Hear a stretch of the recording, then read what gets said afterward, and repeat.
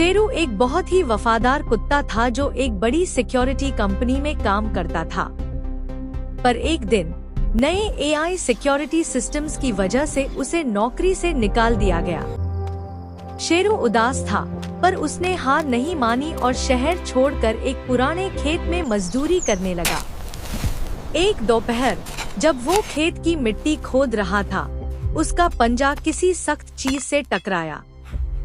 शेरू ने सोचा कोई पुरानी हड्डी होगी, पर जैसे जैसे उसने मिट्टी हटाई, उसकी आंखें फटी की फटी रह गई।